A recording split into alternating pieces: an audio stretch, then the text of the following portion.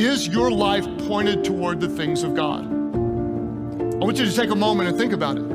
Is the trajectory of your life pointed toward the things of God or toward the things of this world?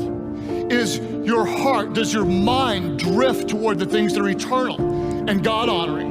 And my guess is that there are some of you who might even say, well, at one time, that kind of is how it was. I mean, at one time I would wake up and God would be on my mind, and I would seek him early in the day, and I would want my life to matter toward him that day, and I would look for ways to be a blessing, and I would listen for his voice, and I would be directed by his spirit. But perhaps somewhere along the way, you just got a little bit distracted. Maybe you found yourself let down by God. You thought he was gonna do something, and he didn't do something, and instead of pursuing him, you got just a few degrees off.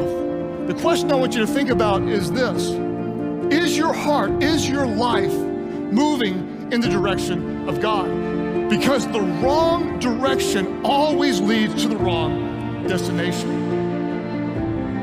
We all know that person, right, that spends all their time talking, that like they just talk your ear off, that they're not really interested in asking you any questions.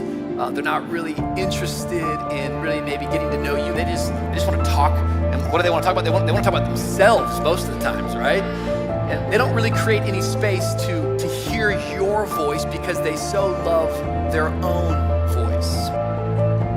But if we're being honest, I think a lot of times when it comes to our prayer life, most of us spend our time in prayer talking about me, myself, and I.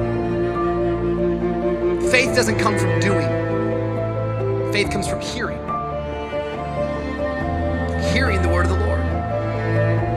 Yet as we hear the word of the Lord expects you to obey him. The more you obey him, the louder his voice gets. There are times in your life, I promise, when you might find yourself disappointed and let down and wondering where God is. And your disappointment with God might actually be a divine appointment from God.